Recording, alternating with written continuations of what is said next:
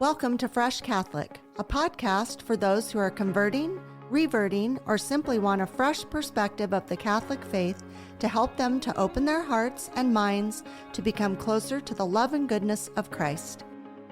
My daily prayer is that I will be a bright light to others, to be filled with the love and light of Christ, so that when people look at me, they see Him radiating out from me for His glory. Hello and welcome. I'm Lori Balderas, and I'm so happy you're here. Well, we're still in Advent, which is wonderful. I love Advent. I don't know that I'm getting the best Advent this year. I had one of my listeners, Eddie. Hi, Eddie. I had Eddie reach out to me and he said, "How's your Advent going?" I said, "Not well." It's just not very peaceful right now. Things are very hectic around here. And that's the reason we need to slow down. So maybe next time I come on, I'll give you a better update. I'm going to be referring to my notes a lot today because I have some facts I want to get across to you, and I want to make sure I'm doing them properly. So I will do my best here, but I just want to give you a heads up on the next few episodes. I know that we're winding down of 2025, and I'm looking forward to 2026. I always look forward to fresh new starts, fresh. Anyway, I wanted to let you know what the next few episodes are so that you can plan for them. So here I am today. And then next week, I have a guest, Ed Lawrence. He is the founder and creator of a website called Prayers Unite. Wait, let me get it right. Prayers Unite the World. And I think this is a really interesting podcast episode with him. He has this website and people write in or contact them, and prayers go out all over the world. So, prayers are very powerful, especially when there's lots of people praying for something. So tune into that episode. That's a good one. And then Simon and I will be doing the next two episodes after that. I wrangled him back in to do episodes with me. I know some of my listeners have been really missing him as my co-host, but Simon's a very behind the camera sort of guy. So we'll be doing one on Christmas, and every year we've done one. So we'll do another one this year. And also we will be doing a New Year's episode. And that one will be reminiscing about 2025, talking about the guests we've had, and then talking about our future plans because we have big plans coming up. So we want to tell our listeners all about that. Then in the new year, I will have Dr. Delgado as a guest. He's an author of the new book, Abortion Pill Reversal, A Second Chance at Choice. I just think this is going to be very, very exciting and interesting. And I'm really looking forward to that. I thought we'd start off the new year with a bang.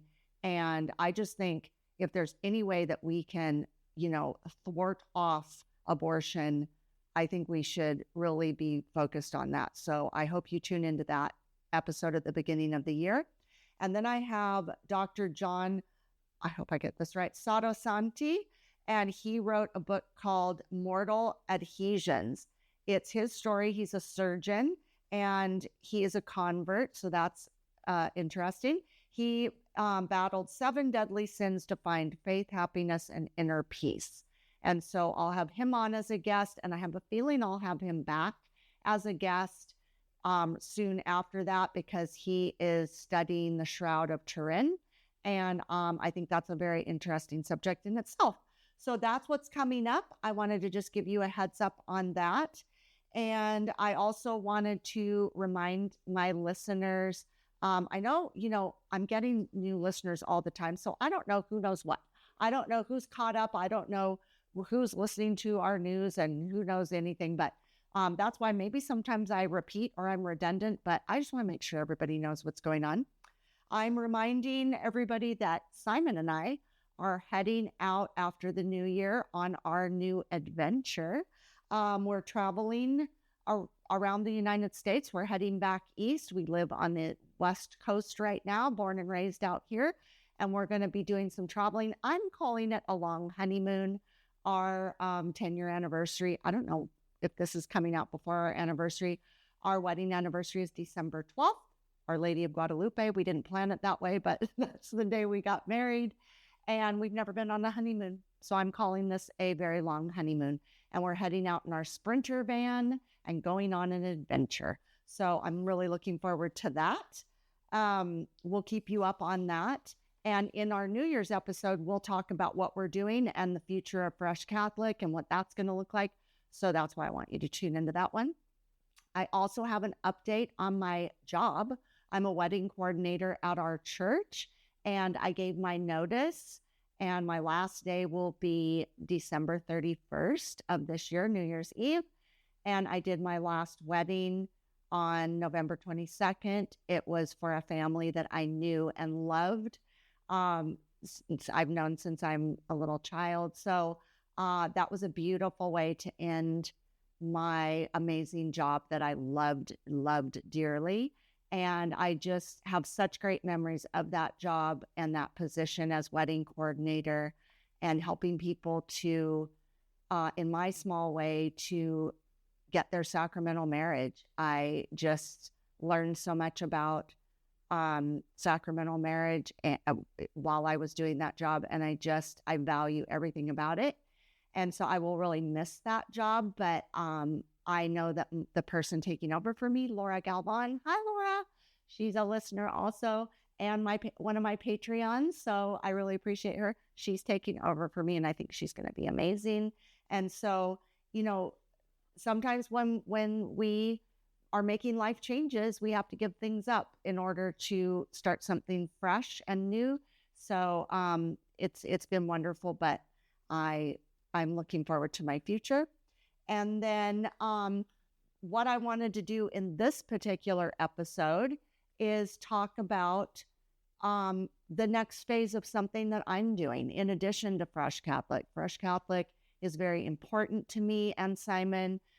We've been doing this now for 3 years. I can't believe that. We started in January of 2023, and I just feel really good about what we've done, the progress we've made.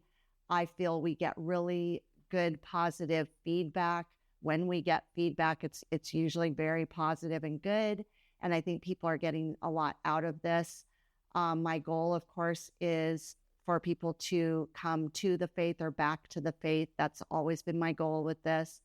And, I love hearing from people. I love to hear if this podcast is impacting them. So we're still continuing on with Fresh Catholic, the podcast, the website, which has the different series on there. We're continuing with all that.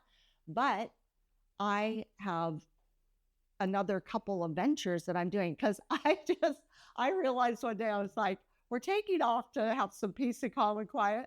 But somebody asked me, oh, so you're retiring? I said, well, I'm retiring from being a wedding coordinator, but I actually have other things that I want to do because in my nature, what I love to do is help other people. I love nothing more than to have an answer for somebody, to be able to use my wisdom to help others. And I was thinking the other day, this might sound funny, but I just turned 60 in the summertime and I've had a life, man. I've had a lot of stuff happen in my life. I don't know that I feel 60. Some days I definitely feel 60. I feel very old and creaking and cracking everywhere, but we'll be right back. What does it mean to live a life of faith? What does it mean to live as a Catholic Christian? Hi, this is Bishop Kevin Sweeney, host of the podcast Beyond the Beacon. Join me as we unravel and discuss the mysteries of our faith, of the church, of living as Catholic Christians. Be inspired by engaging interviews with priests and seminarians, deacons, religious, women and men who live the life of faith day by day here in our Diocese of Patterson, in food pantries and classrooms and parishes and ministry. How is God working in their lives today? How is God working in our lives? Join me as I ask them and be part of the conversation on Beyond the Beacon. Listen and follow Beyond the Beacon wherever you get your podcasts or watch it on my YouTube channel. Please check the show notes for more details. Thank you and God bless you. I just feel like I have a lot to give. And I also realized one day, I'm turning into that wiser older lady. And I hope God willing, I have a long way to go. But I was thinking, I remember back in the day when I was young and my mom or my grandma or my, the older ladies that I knew, I really went to them for advice. I really went to them because they were wise and they knew what they were talking about and they'd lived through some things. And I at the time hadn't. I mean, I'd been through some things, but I was like, I was not wise. And I'm not saying I'm the wisest person in the world, but I am becoming wise. And I think that comes from a lot of life experience, a lot of traumas, a lot of drama, a lot of challenges. That's what makes someone wise. I think every wrinkle I have on my face is because of either a lot of smiling I've done or a lot of anxiety I've had. I definitely know I have a lot of scars all over my body, which all tell a story. So I think, as you go through life and you get older, hopefully because of all the things you've experienced and all the things that have given you, like I say, challenges, what do you do with those? I mean, do you let it defeat you? Do you let it just knock you down? I've had moments like that. I've had moments where I felt like, oh, this is it. I can't get up from this, or I don't know how I'm going to recover from this. And the only thing that has saved me is Jesus Christ. That's it. That's it. He's made me a strong person. The Lord has made me very strong. The Lord has made me very resilient. The Lord has made me feisty. The Lord, I give him all the glory for all that. I've had times and choices where I could have just curled up in a ball, and sometimes I do. Sometimes I do. I go to bed, I put the covers over my head, and I have a hard time. But now that I have the Lord in my life and Jesus is the most important thing to me, I pray to him, he picks me up, and he gives me my strength. And so the things that I want to do to help other people, I feel like anything I've gone through in my life, and there's been a lot, now that I have the Lord in my life, I go, oh, so now what I need to do is use that to help other people. I don't just go, oh, well, I made it through that and good for me. And, who cares about other people? I do care about other people. I do want to use my sympathy and my empathy and things that I've gone through to help other people. So last spring, I decided, what can I do to help other people? I'm kind of limited in, I can't really afford to go to university. I don't have the time, the energy, any of that. So what can I do? What's my next steps? I knew that we were probably going to be leaving and moving, but I was like, what can I do? And I don't know about you, but I get like signs or feelings or something will pop up on my radar and I'll go, oh, like it's not out of the blue. I feel like it's God going, here you go, Lori. I want you to see this. And what do you want to do with that? Because we all have free will. So I remember seeing something and it was like about being a life coach. And my first thought when I saw this, I was like, oh, well, life coach, that's for, very liberal thinking people who are, I don't know. I don't know what's the charitable way to say it, but I just didn't think it was for me. I just thought life coach, I don't know. That sounds a little woo-woo for me. But then I kind of researched it and I was like, oh, a life coach. What that is that's actually somebody who's not a doctor. So it's not a doctor, not a psychiatrist, not a psychologist, not a counselor. There's no degree involved. It's nothing where, you go to school for many years and it's not that. So I'm not claiming that. But you do have to get certified. And it is something that I took very seriously. And I became certified as a life coach. And the reason I wanted to do that is because when somebody goes to a doctor, when somebody goes to a therapist or a counselor, they typically have a lot of past trauma, or they have something really serious. They might have a mental illness. They might have a drug addiction, alcohol addiction, something like that. And so they seek out medical attention. And I believe that that's a good thing for people to do. I know I've gone through therapy. My son has gone through a lot of therapy. He has a mental illness. And so I think, if you need to go to therapy, you should. I think you should go talk to your priest, your spiritual advisor for certain things. I'm all for that. Anything you need to do to help yourself and to get help, I think those are great. But what I found out was what a life coach does is a life coach helps people to address their things that they're going through. They're not there to, be a doctor, but they listen to what somebody's past trauma is or something they're going through and they're struggling. And then the role of the life coach is to listen, use past experiences that the life coach has had, and help the people to work their way through it to find a positive outcome. So a lot of life coaches work in tandem with doctors and therapists, which I think is amazing, because then the doctors are handling one part, but then the life coach is saying, okay, so now that you're working on that, what can we do to move forward so that you can have a happy life? What are, these are some of my ideas. These are some of the things that have worked for me. These are things that I know that have worked for other people. Let's talk about these. Let me help you get things organized in your body, soul, and spirit so that we can get you through to have a good, happy life.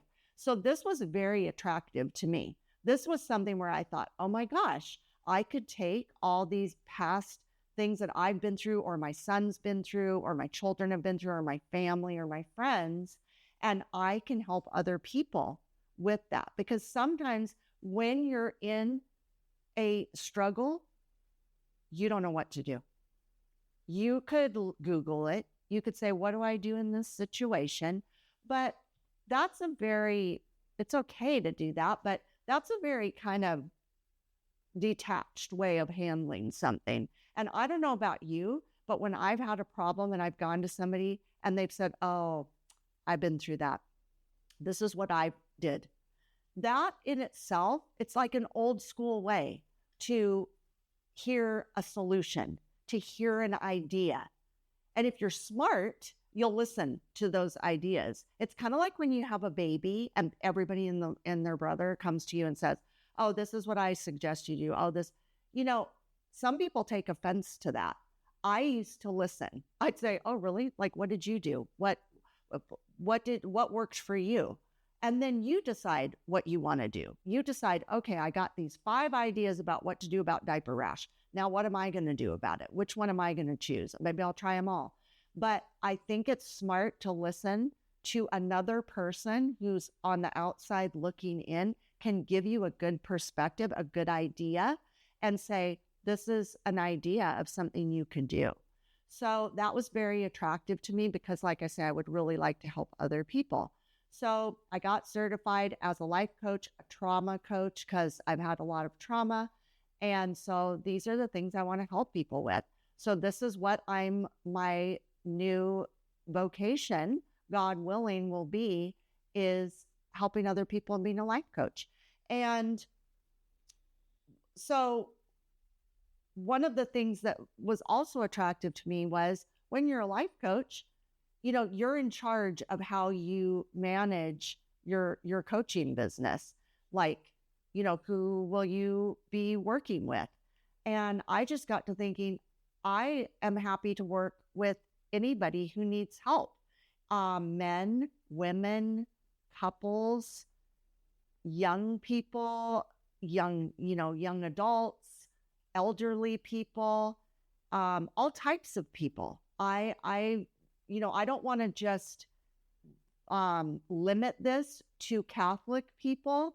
Of course, I would love to have Catholic people if they need help. Of course, I want to help Catholic people, but I also don't want to make it an exclusive thing where it's only Catholic people or only Christian people, because Jesus was very loving and kind to all types of people. I would like to do that as well. I would like to guide people in the way that I know how.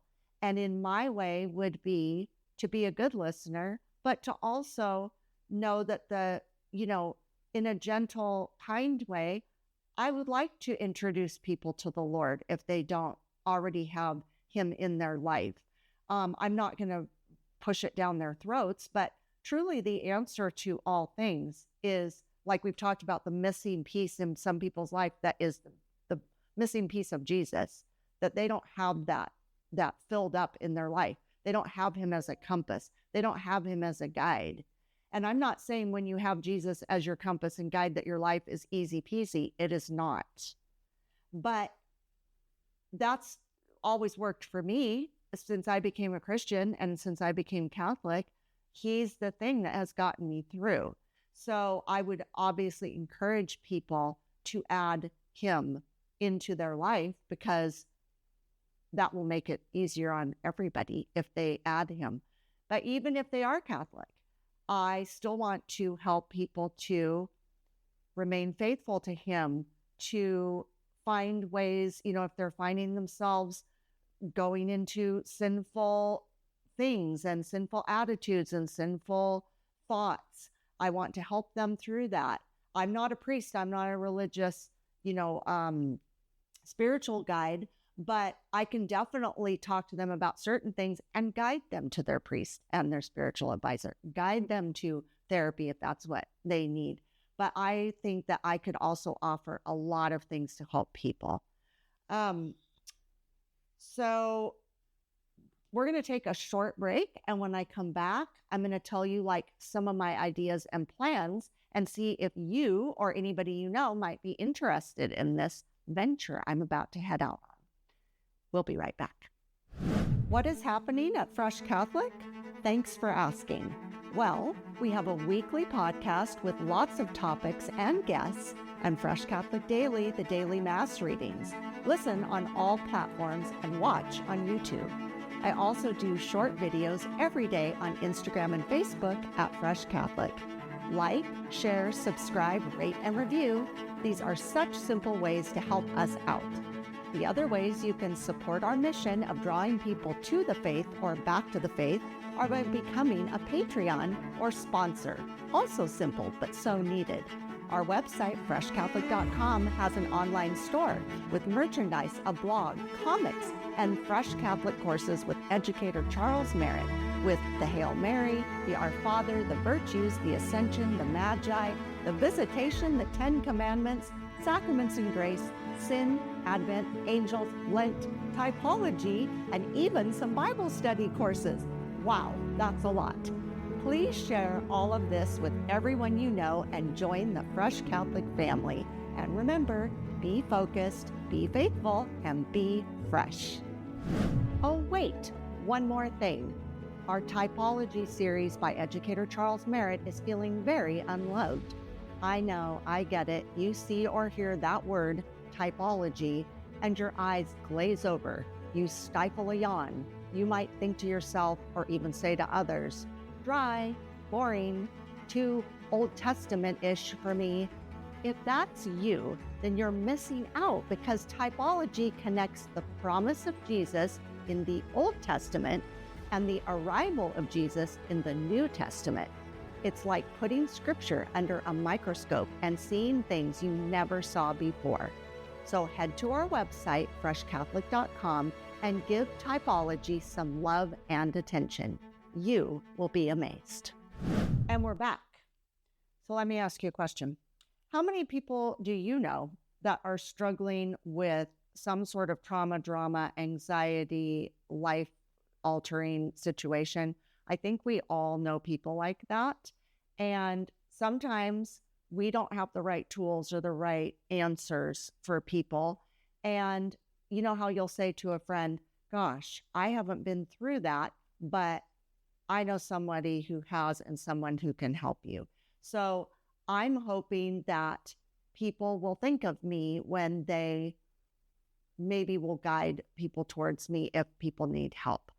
My past history has had a lot of very traumatic things. I'm not saying I'm the only one. There's people out there that have way worse situations than I have or have ever had, but I have been through some pretty traumatic things. I definitely had a great, beautiful little childhood, but then I had a very abusive boyfriend who turned out to be my first husband. He used to abuse me. And so I have a heart for people who have been in abusive relationships. He was also heavily involved in drugs. So I have that I know a lot about. I have had one of my husbands was very involved in alcohol. So I definitely know how that feels to be involved in a situation like that.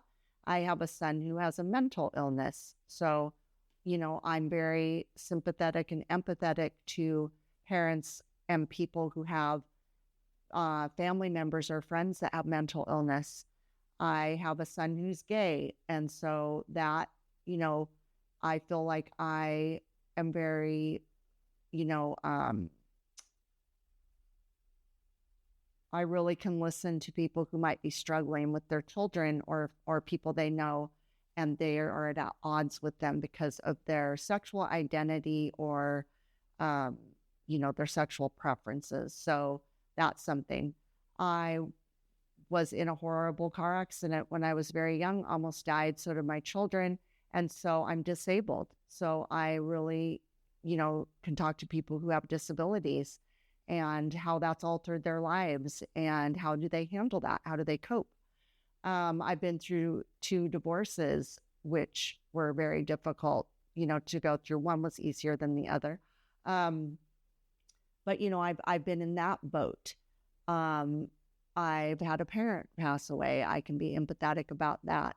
So I have things where I definitely can listen. I definitely have learned a lot from all those experiences, and I want to be able to help others with the things I've been through. One of the things that I heard this quote, and I really love this. You can't go back and change the beginning, but you can start where you are and change the ending. I love that. That is C.S. Lewis. I love that because, I think sometimes when people go through traumas, dramas, and anxieties and all these different problems, they, like I said before, they think, well, what am I supposed to do with this? I guess this is just my life. I guess this is what it is. And I don't want people to feel that way. I was feeling that way recently, and I'm not in charge of my life. The Lord is in charge of my life. But if there's things that I can say to the Lord, please get me out of this situation. I would like to do something different. Please make it available to me. What can I do?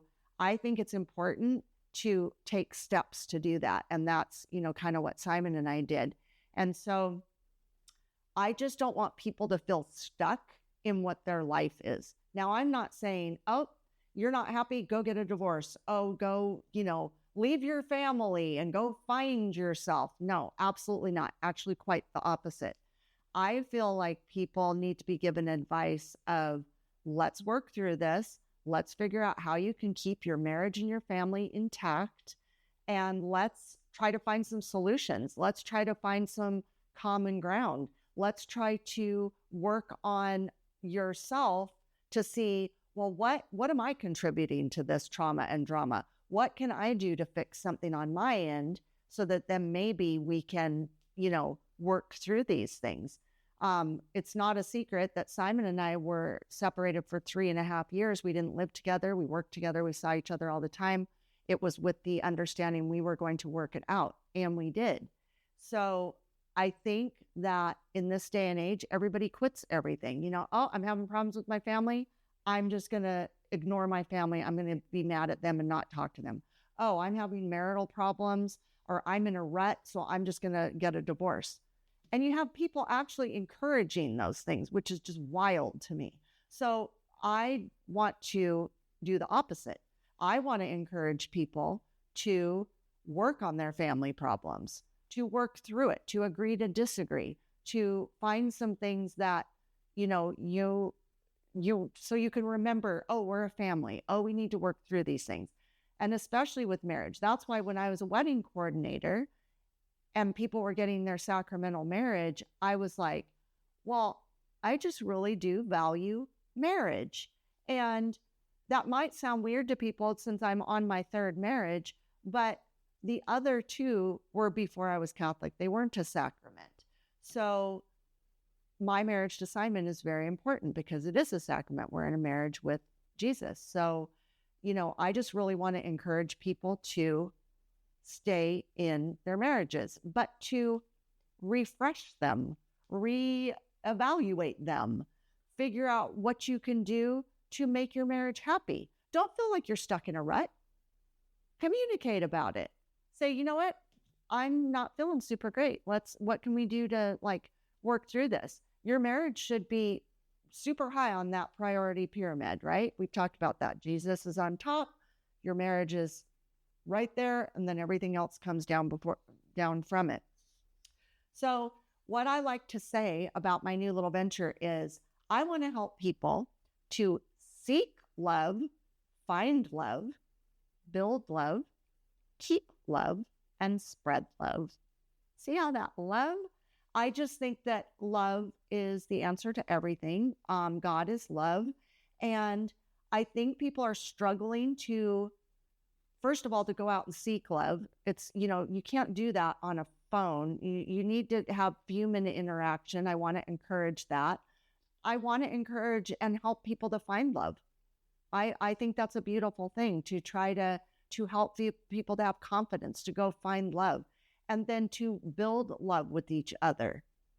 You have to work on it. It's just not like, oh, that guy's good looking, I think I want to marry him, and I don't have to work on it. I don't have to do anything, to show him I love him or whatever. Just examples. And then keep love. Like I said, I think, people throw in the towel far too easy, and you shouldn't do that. I don't get that. That's really weird. And spread love. I think, the more love we can spread, there's a lot of hate in our world right now.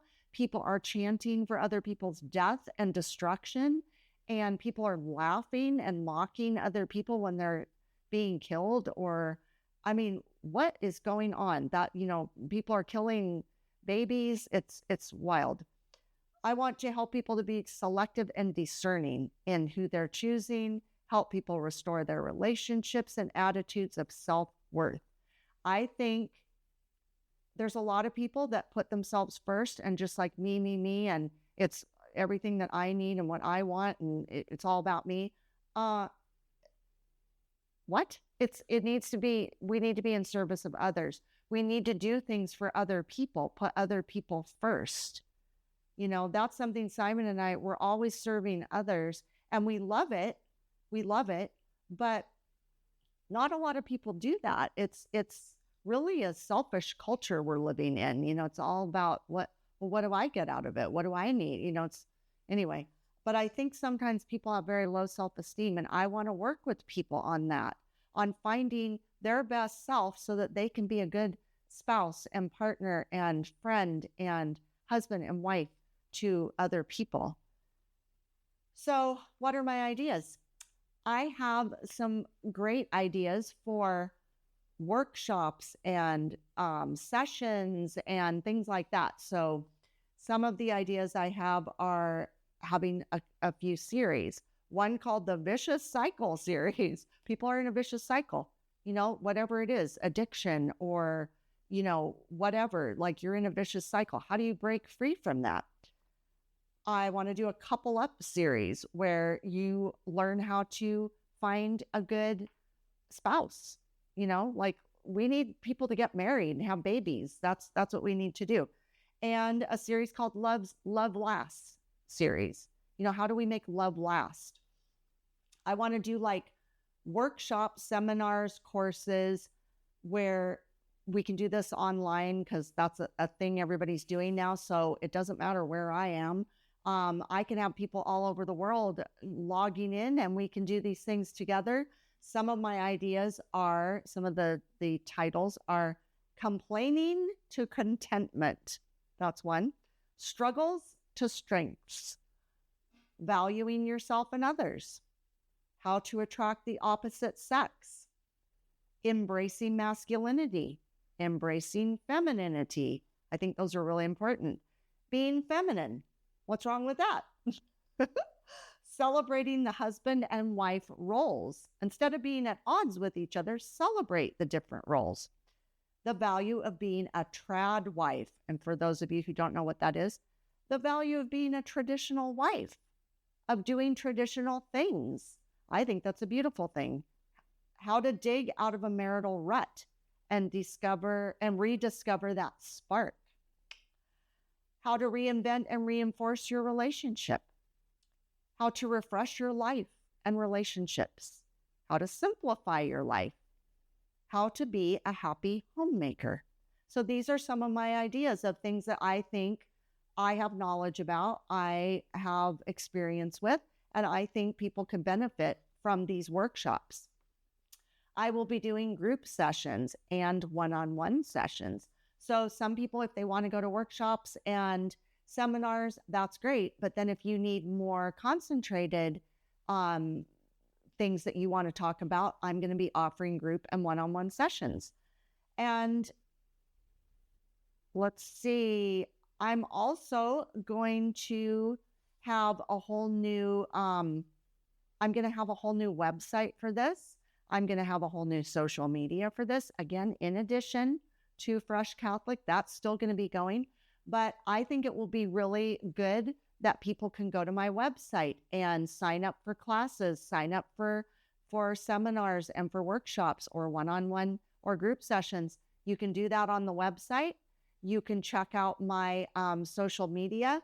I'm going to be doing things. Don't hold me to this. This is just in the planning stages, but the social media will be things like Marriage Monday, Hot Tip Tuesday, Wedded Bliss Wednesday, Inspiring Thoughts Thursday, FAQ Fridays, Simplify Saturdays, and Sacred Sundays. Doesn't that sound fun? Doesn't that sound like you want to click in and go, what's she doing today? What's going on? What hot tip does she have today? So those are some things that I'm going to be doing. I know this sounds like a commercial, and it kind of is, because I just don't want to be too, not getting too much accomplished. I want to continue helping people. This is how I would like to do it. Reach out to me at Lori@freshcatholic.com if you are interested in anything I'm saying today and you want more information.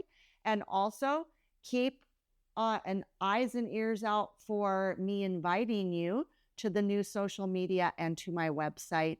And like I said, if you know of anybody that needs my help, my advice, my expertise, my experience, please guide them my way. I would love it. I would appreciate it. Thank you for coming today. Thank you for listening. And thank you for your support at Fresh Catholic and in my new venture. Thank you. Love you. Bye. Thank you for joining me today. Now go out and be a bright light in someone's life. And remember, be focused, be faithful, and be fresh. Fresh Catholic is produced, edited, and recorded in Ventura, California.